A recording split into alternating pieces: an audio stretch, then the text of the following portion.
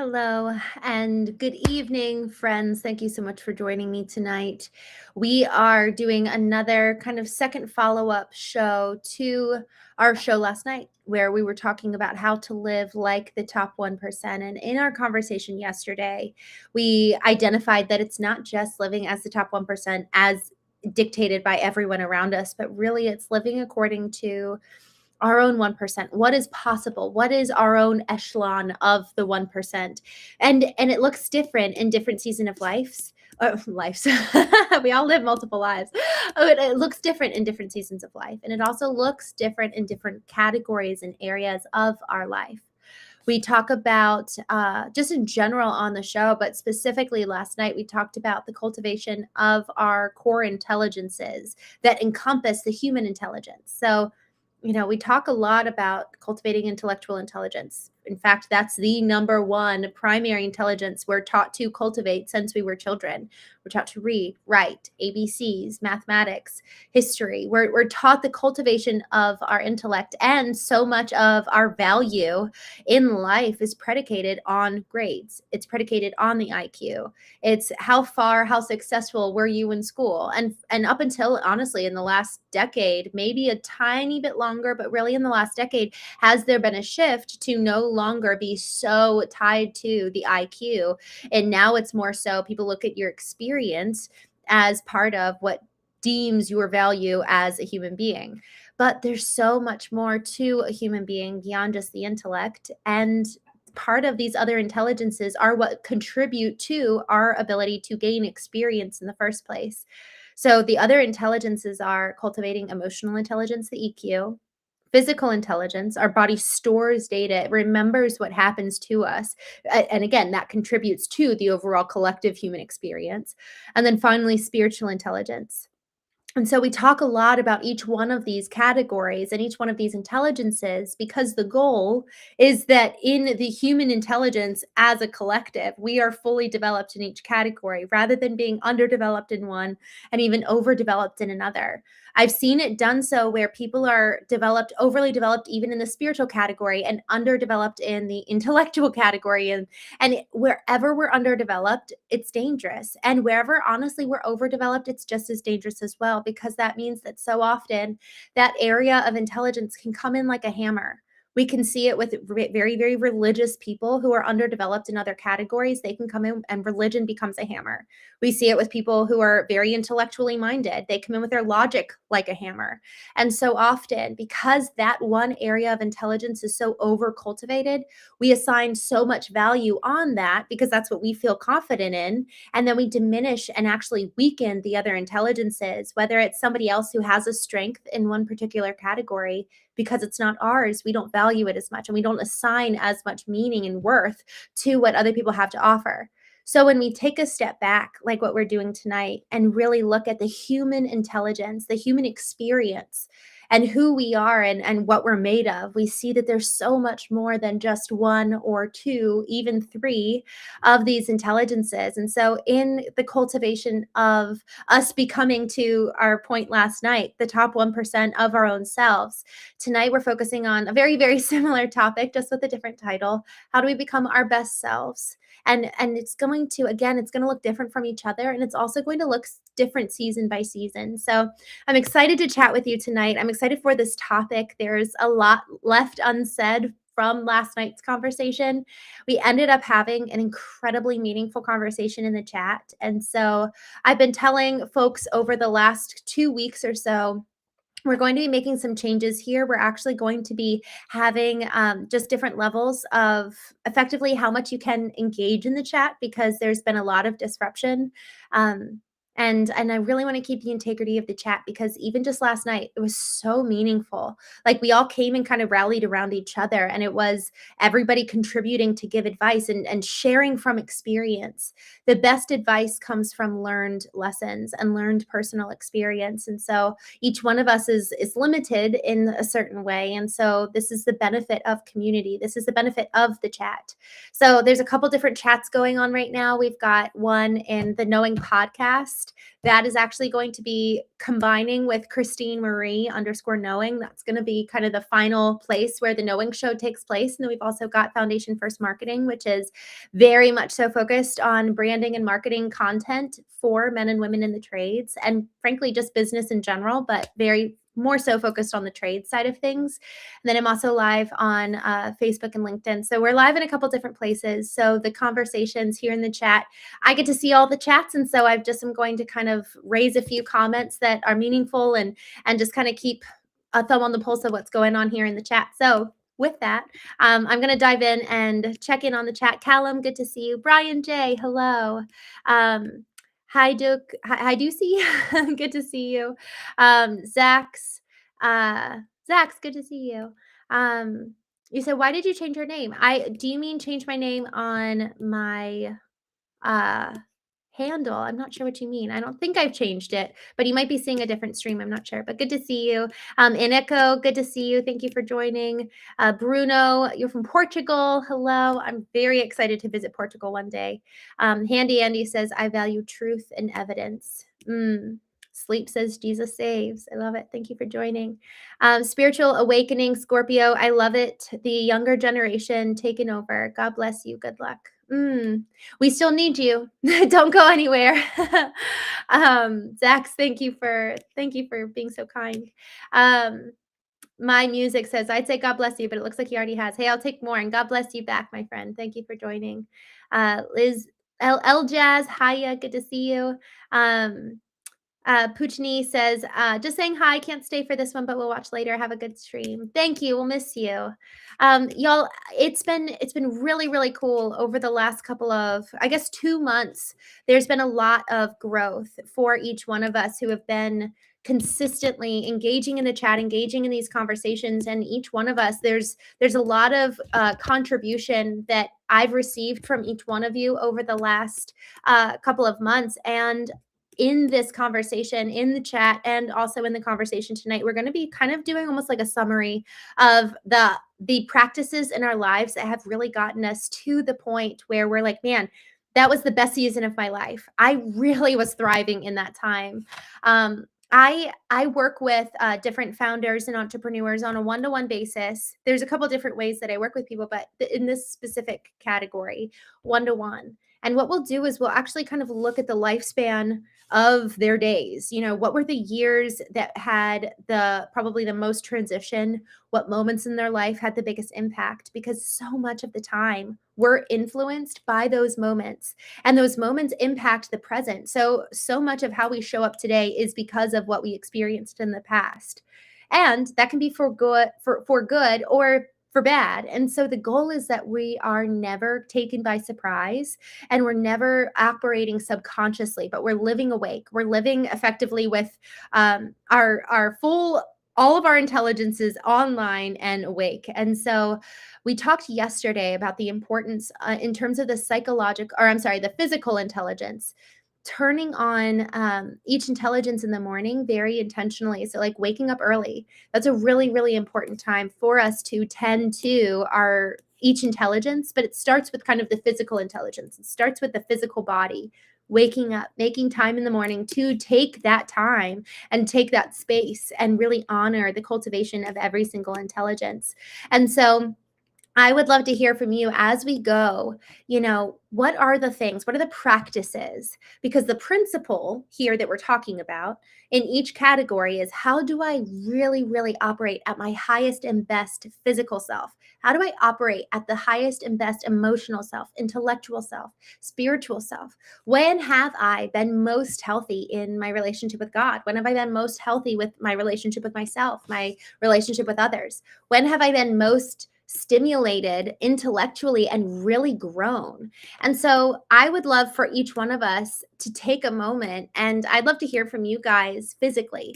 When have you been the most healthy self in your lives? Because the past, so often we can learn from that. We can learn from what were the actual practices we were doing that lended to that principle of really operating at that high level. So we were talking a couple times about some people who, you know, were waking up early yesterday, but also about folks who were taking time and going to the gym on a regular basis. Others were mentioning, we were talking about jujitsu as a really, really good outlet, specifically for men, and how that's really, really important. Lucky Buck says, advice on how to make more time in the morning. I wake up too late every day. Lucky Buck, it has started with the night before for me. Even tonight, my sister's coming into town, and I've been so excited to see her. And I know if I'm going to wake up early, I really need to go to bed. And so my bedtime the night before, if my one thing is to get up early, then I need to go to bed early the night before. DJ says, get up out of bed. And that's another, it sounds so simple. Putting my phone on the other side of the room so that when my alarm goes off, I have to get up out of bed to go turn my alarm off. It just gives me that extra, 25, 30 seconds of almost getting out of the subconscious state. And then I can make more of a conscious decision. Am I going to go back to bed or not? And 8F says, devouring the word of God. I love that one for the spiritual intelligence side, because that has made such an impact in my life. I told a friend of mine the other day, these principles, these books, these words from God, reading them over and over again, it's like there's this biblical concept of hiding God's word in our heart.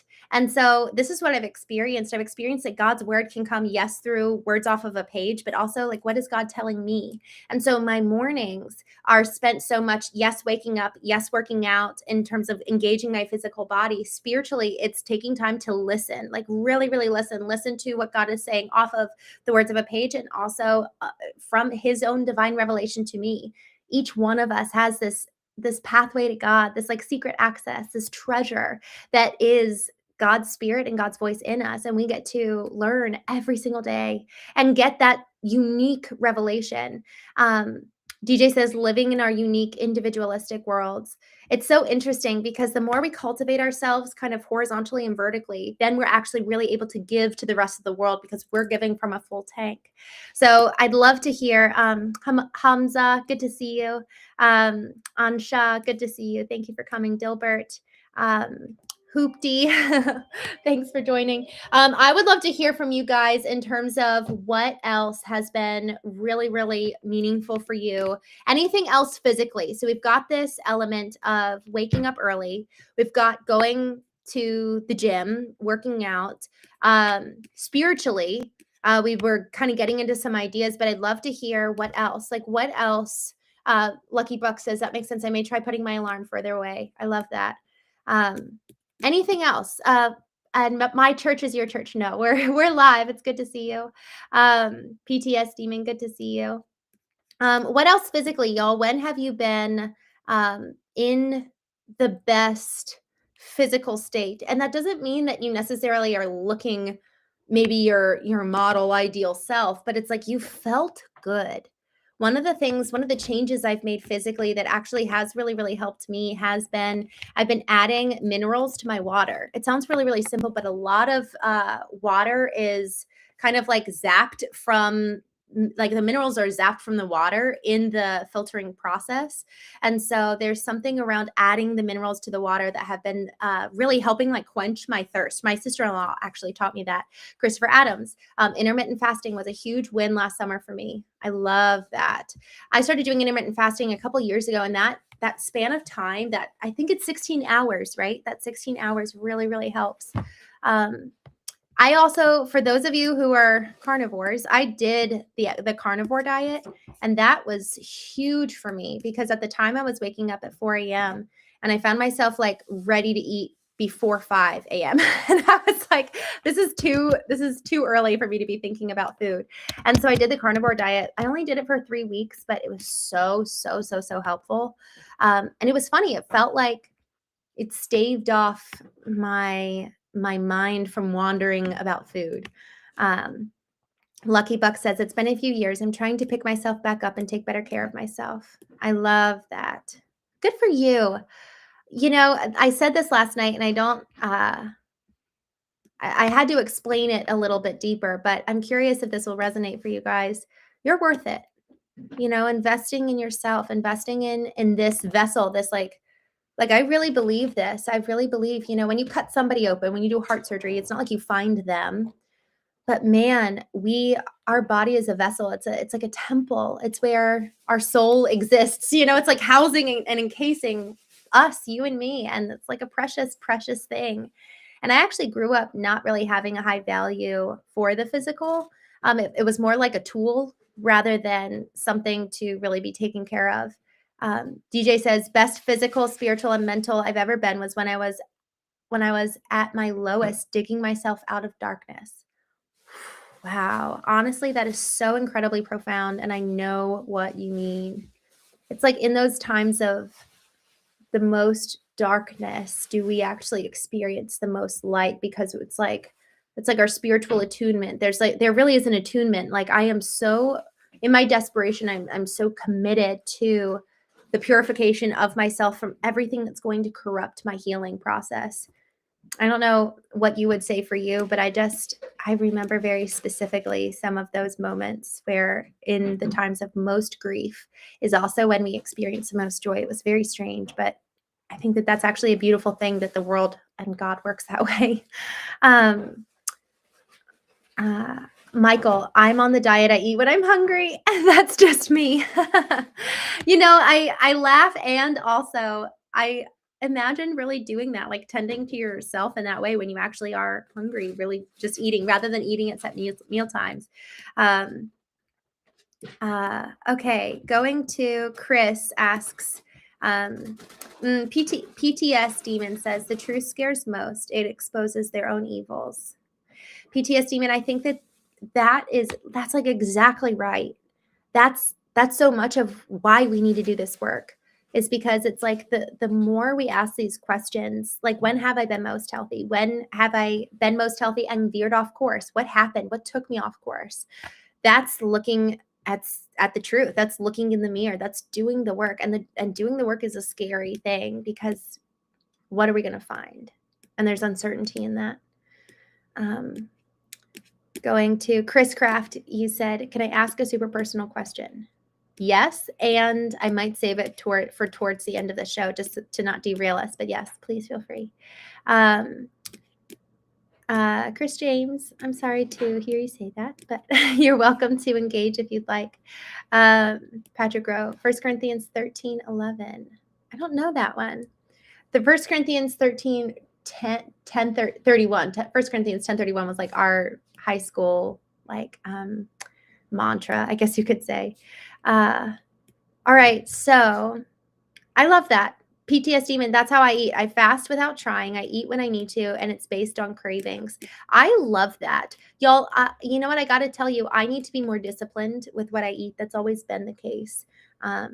Some people are like, I forget to eat. That's not my problem. I really like eating. And so I actually need to be intentional not to eat, and actually eat according to, do I need nourishment? Okay, good. Physical health. All right. So I would love to hear, I love this. Lucky Buck says, I stopped eating fast food and started packing healthy lunches. Now I'm trying to keep myself disciplined. Good for you. Y'all, this is why it's encouraging. I love hearing what you guys are doing. What's working for you. And this is just a really good reminder for me in terms of intermittent fasting. I think I'm going to go back to that. Another thing in terms of eating according to what you need, to be honest, when I was working out really early in the morning and then waiting to eat for so long, I felt like I actually was really losing energy and like losing steam by 11. So I think that there is something around, eating according to what your body needs, and knowing our bodies well enough to be able to eat according to, it's like really helping our bodies and eating as a part of caretaking. Okay, so let's go ahead. Ima, good to see you. It's been a while. I'm glad you're here. I'm so glad you're here for this conversation. Yay. All right, let's go ahead and go to mentally. When have you been most healthy? And it's, when I say mental, I'm not talking about like mental health in that regard specifically. I'm talking more so about like intellectually. When have you been soundest? When have you been most, honestly, your best self on a cognitive, intellectual basis? PTSD, even raw foods. I think you're saying bright colors. Eat light, literally. Oh, I love that. eat light, literally. Hue light, manifested. We are beings of manifested light. I love that. Yeah, Christopher Adams says it's not really a question of how much you eat. It's more so the quality of what you eat that matters. That's so good. See, Martin Love, I do 16 and 8 intermittent fasting. Nice. Dracula, good to see you. There is comfortability in one's hell. You long for it. It's such an incredible lie that Screw Tape, C.S. Lewis, has you convinced the bad is actually good. Okay, I need to. I downloaded Screw Tape Letters a couple weeks ago, and I never actually got around to listening to it. So, man, okay, I'm turning my phone on airplane mode. I don't know if you guys can hear it, but this is like my 4th phone call in half an hour. Probably spam. Yay, the man in the hat. Good to see you. Jake, good to see you. Desiree. All right, let's go ahead and go to, we're just talking for those of you who are joining. We're talking about cognitively. When have you been most healthy cognitively? What were you doing? What were the practices that you were kind of implementing in your life? So an example of that, I've worked with very few, but I've worked with a couple coaches, and that's actually been really, really helpful just to honestly get other people's perspective. Like, God only knows, I did not grow up. I didn't grow up with very forward leaning, like, this is how you be an entrepreneur. This is how you be successful. Like, it was kind of more simple. It wasn't some big driven, striving for greatness type of environment. It was just very loving, which I really appreciate. And at the same time, I think that in the chaos of the driven, a lot of times there can be a lack of love, and it can be driven, predicated more so in fear. So I've had to learn, okay, how can I maintain love for myself and for others while still being driven and having a dream for something bigger? Like Theodore Roosevelt talks about in his quote, or in his speech, Citizens in the Republic, he talks about the man in the arena. How can I self-perpetuate and propel myself into the arena when I'm not motivated by hate? Or, to your point, DJ, like motivated by hell? So I'd love to hear what are the things you've done that have really, really impacted you cognitively, mentally, intellectually. What's up? Good to see you. I'm glad you're here. It's been a little while. We're just talking about how to be our best selves. For me, I have to close my bedroom door, turn off the lights and TV, I'm not to be pitch black in my room, so I can be at peace with myself. Helps my mind and soul. Oh, I love that. Honestly, what a good practice. Just like really, in fact, this morning I did something similar. I did turn off my light, and I closed my eyes, and I laid down, and I did a little meditation for about, I think it was an 11-minute meditation, but man, it was exactly what I needed this morning. It was really profound. So I love that. What else, y'all? What has been Suraj? Good to see you.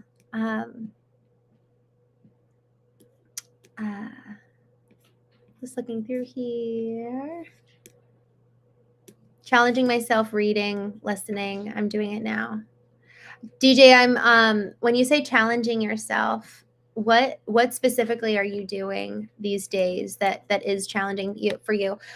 Even you saying that, though, to be honest, I appreciate that, because I think that so much of my life over the last 4 years, I had actually gotten to this point where it had been so challenging for me to be vulnerable. I had never learned to be vulnerable before. And so I started practicing that, and it was really so uncomfortable, so challenging. But as I started to do it more, I got comfortable with it. And so then it's like, okay, if I'm going to get to the next level in another area, so now discipline is like my focus for this year. How am I going to really exist within the confines of discipline and really get to that next level? And so it's like the constant challenge, and nobody else can tell us what we need, because we know. And so I'm curious what you do. I love reading, listening. I'm doing it now.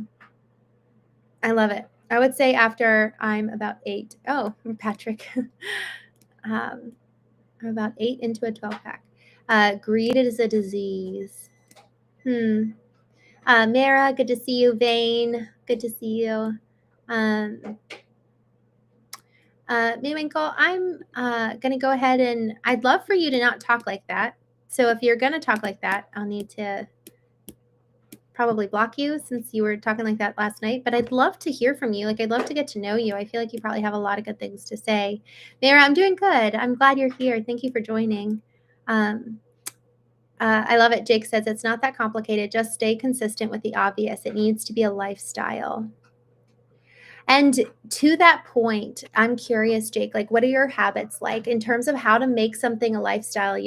For us, it's like, okay, well, how do you wake up early? How do you, what, and here's the thing, maybe your lifestyle actually doesn't include waking up early. Maybe you're more of a night owl. And so is it a lifestyle is based on habits, or is it that it's more so kind of like you've got the general blocks of time and then you fill in the time accordingly? I'm curious about that.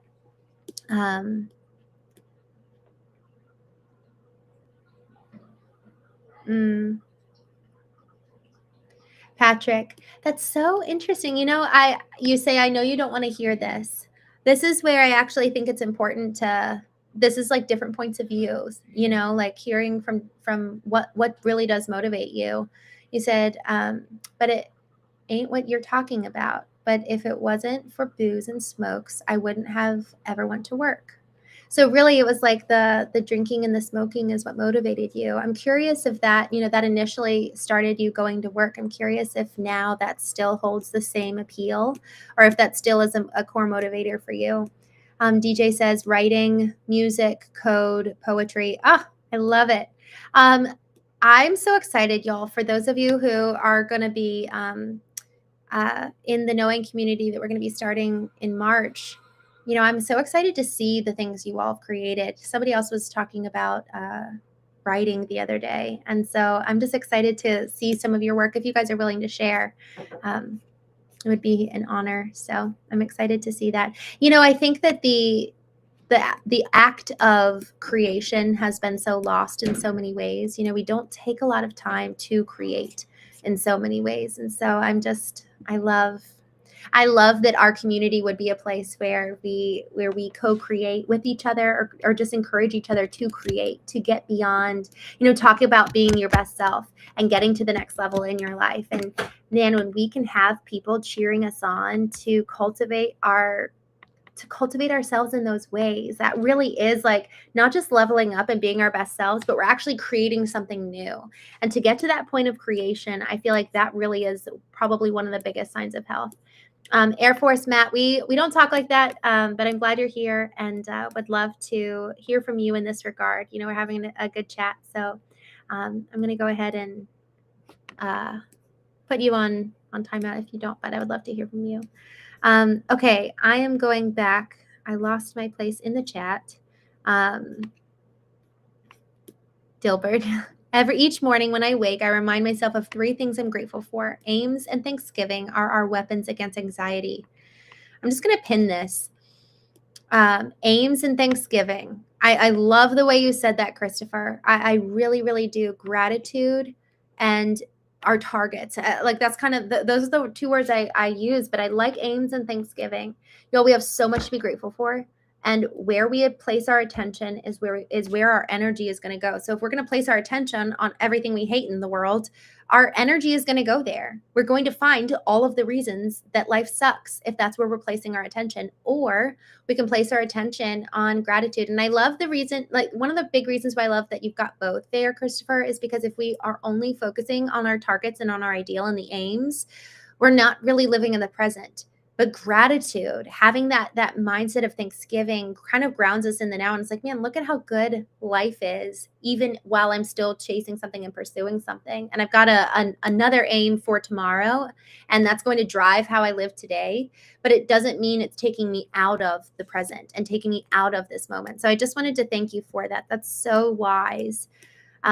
Benjamin, I lost it for the same woman 3 times. Loss is bad. Oh, you're telling me, man, loss is so painful. Loss is so painful. And sometimes it's the thing that kicks us into gear. I don't know if that was your experience, but I found that loss, like the more profound the loss, the more I'm like cut open and the more growth that comes as a result of that, so long as I choose to heal as a result of it. Paris, good to see you. Siraj, I love you a latte. The man in the hat. I would, my best is now. I'm aware of my self-talk being positive. I'm always asking myself what I am feeling and why. The Lord accepting my life when I was ready to give it up had the biggest impact on me. Wow. It's so good. So he's at his best now. I'm aware of my self-talk being positive. I always ask myself what I'm feeling and why. And then effectively, I love this, like accepting your life when you are ready to give it up. That's so huge. And asking the Lord to accept your life. Okay, so self-talk being positive, that kind of goes to what you're saying, Christopher, with like what are you speaking out and what are you focusing on? Where are you placing your attention? Because then your energy goes there. My ultimate challenge is turning off my brain. It never ends. Ugh, word. That's so good. Benjamin says you need detachment. It's so good. DJ, that's so important. I love that you say that. Turning off our brains. I think the ability to control our mind, talk about when we're healthy mentally, the ability to control our minds is, I think, one of the most powerful pursuits that we can have. Let's see. Vincent, hello. Dave, thank you. Thank you for joining. What's up? I am the gladiator in my arena. I'm the champion of my destiny. I love that. I'm the gladiator in my arena. That's epic. Ali, good to see you. You rely on relationships, Benjamin said. It's so true. And that's where it's like, okay, what is the quality of my relationship? So let's actually talk about that. We have these 4 intelligences: physical, mental, emotional, spiritual, but relationships so often are kind of like the external manifestation of the health of ourselves. And so I'd actually love to know, like, how are the quality of your relationships? Do you guys feel like you're aligned? You've got people that your values aligned with. You've got people that are encouraging you, that see you, that know you, that challenge you. What's the quality of your relationships? Just going to wait a second so that you guys can answer that. I'm a little bit behind in the chat. All right. I'm going to do this. I like saving what you guys say so that I can go back and visit later. So I'm just copying it and saving it because it doesn't let me do that. When you pin something, I can't read the rest of the comments. Oh, I didn't know that. I'm sorry. I guess I won't pin it then. Okay, so 𝐥𝐤𝐨, hello. Good to see you. Diva, thank you. I love my necklace. When you can't turn off your brain means you need to exercise. Interesting. Honestly, I could totally see that.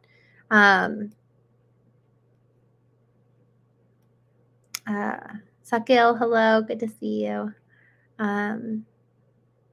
Humanity, Red Ball says, the things coming through us will transform us. We must simply surrender and yield to the process. Add water to the clay. Oh, I love that. That's good. Emma says, yes, life does suck so much going on right now. Patrick says, yes. Sakil says, yeah. Man. Y'all, it is interesting. There's so much that is painful right now. And I think that it really is the question of, what do we want in terms of, when we ask that question, what do you want? Who do you want to be? How do you want to show up? Because we really can choose what we focus on. And when we look for the bad, we're going to find it. But also when we look for the good, we're going to find it. And so the question is, what do you want to find? What do you want to see?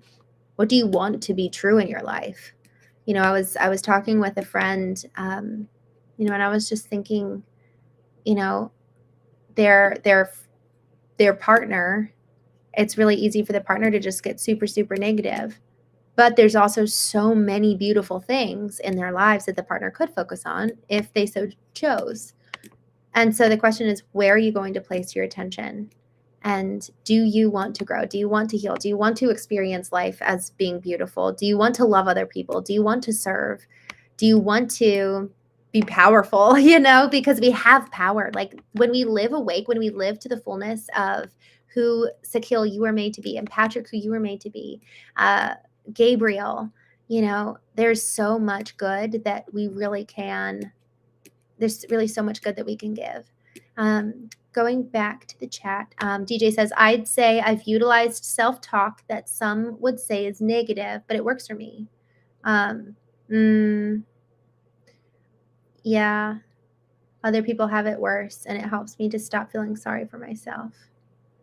I think that I hear what you're saying. It's funny. I feel like I need both. It's not that bad. It could always be worse. It's like what is called for in the moment. Honestly, there was a moment earlier today where I just really needed to move through the frustration I was feeling to get to the other side of it, rather than, because sometimes having that self-talk where it's like, oh, it could always be worse, it actually suppresses what I'm feeling, and then all it does is push it down, rather than allowing myself to be like, oh my gosh, I feel like I have to do everything in my life. That's how I was feeling earlier today.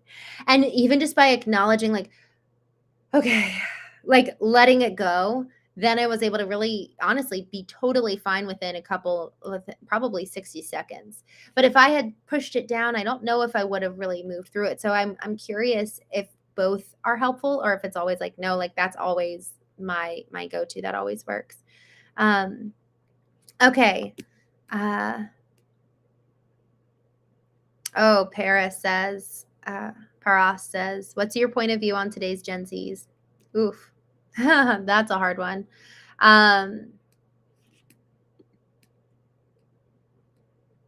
What's funny? I think I need to engage with them more to have a really strong point of view. I think that I can bundle everybody together. All I know is that every single generation, I think for the last century, the one before it says, oh, this is the worst generation. And then with every single generation, the internet is invented, or some incredible technological breakthrough. So I guess I have hope. I feel like there's nothing new under the sun, even though AI is insane. And I have no idea. I feel like that's new in so many ways. So much of the time that the generation after us is a product of our own making. And so for us to judge and criticize and get upset, maybe they're actually a mirror for us and what we've created ourselves. So I think I probably am a little bit more, I view it more so as a mirror than anything. I have a friend who their daughter really can drive them crazy. And the thing that their daughter drives them crazy about is actually just triggering wounds of the past for them. So that doesn't excuse anything. People still have to bear the responsibility of their actions and their choices. Yet for me, I tend to use other people more so as a mirror for how can I grow? How can I change? How can I be better?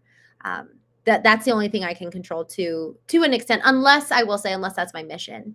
Unless my mission is this next generation, then perhaps I really would analyze and consider and be like, here's everything wrong and here's all the solutions. Because another thing that has been something I've observed, where people will call out all the problems but not have solutions, not really truly. Like, I'm going to call for, well, I'm not going to say that example because I don't like getting political here.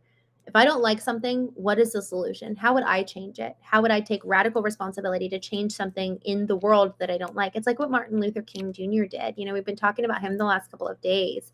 Him saying, I have a dream. And he changed everything, like really catalyzed it. Granted, with the help of so many people around the world. And it was on the back of generations of crying out for the injustice.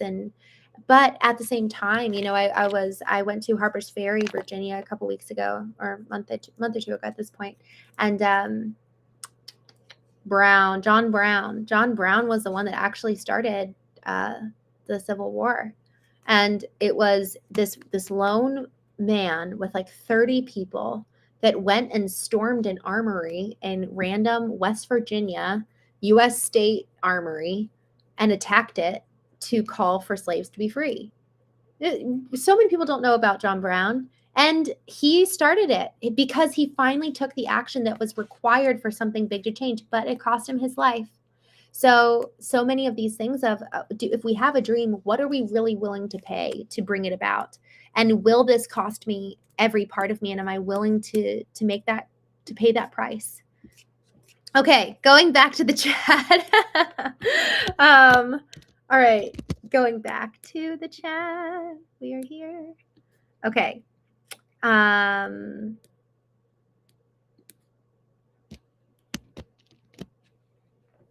Patrick says, I already lived my life. Are you ever done living?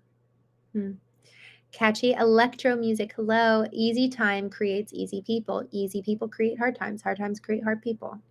And then hard people. It's what a word. It's so true.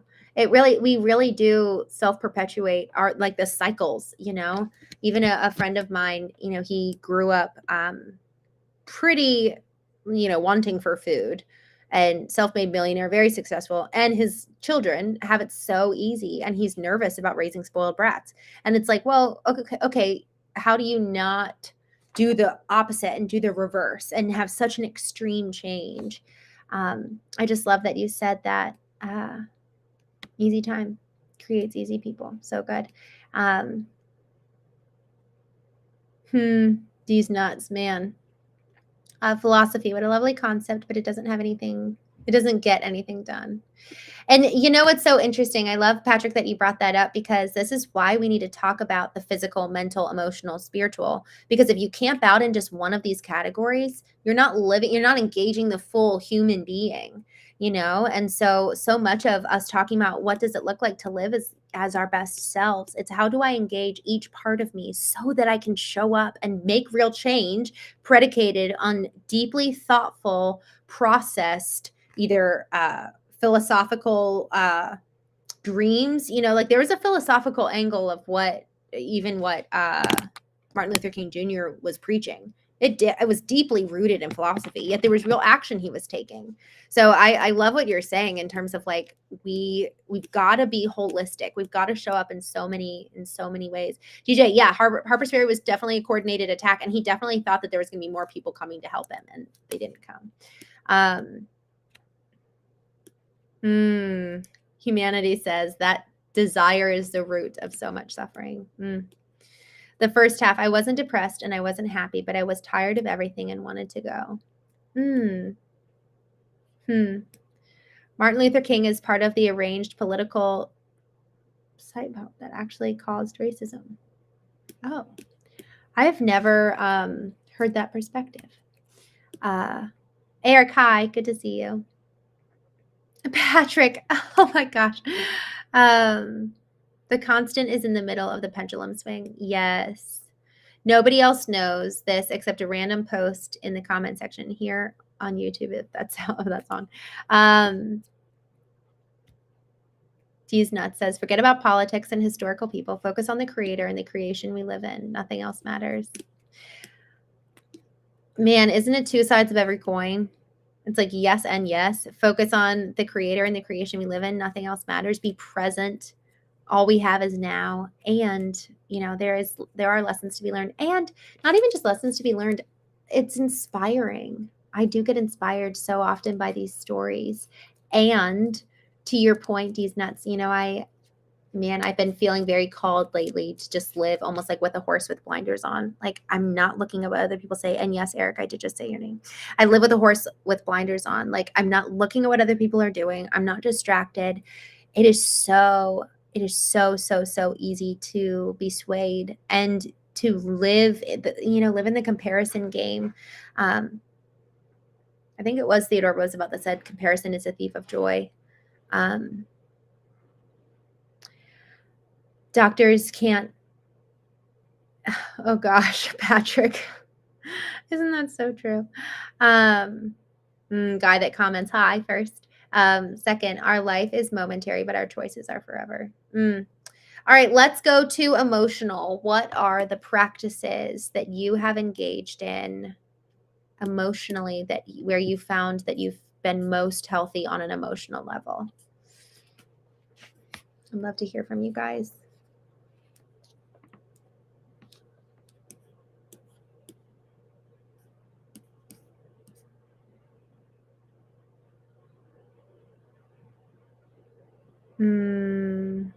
Oh man, Man in the Hat. I just saw your quote from the song by Lauren Daigle. That's so beautiful. Oh my. Hi, DNA. Good to see you. It's been a while. Jason, hello. I'm glad to see you.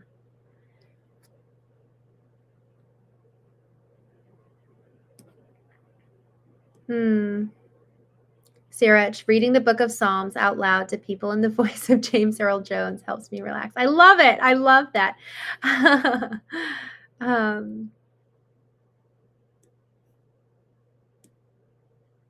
All right. Let me go down to...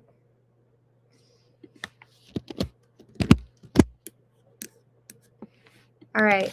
I'm going back down to the chats. I was just catching up on some of the chats that I had missed. Let me go down to the bottom again. The Mudski, hello. Good to see you. Sammy Sosa, hello. I'm so glad you're here. All right. So I had asked, what are some practices emotionally that have really, really helped you?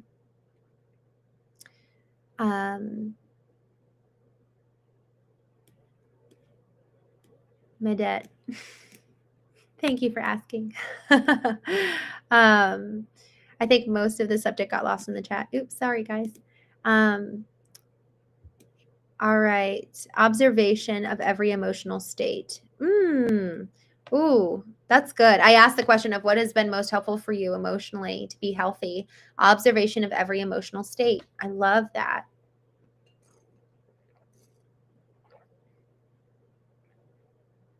Christian says, is gooning bad for you? I don't know what gooning is, so I can't answer that.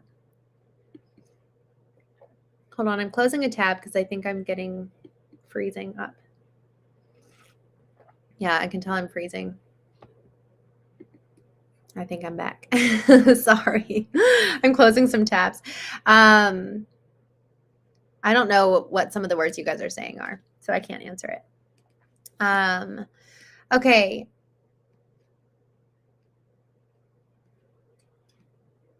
Oh my.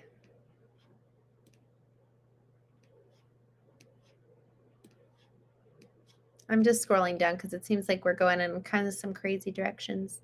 Tommy, good to see you. To my Montana, hello. Thomas from Italy, hello. All right. I think practices like making yourself priority in any situation, Jake says.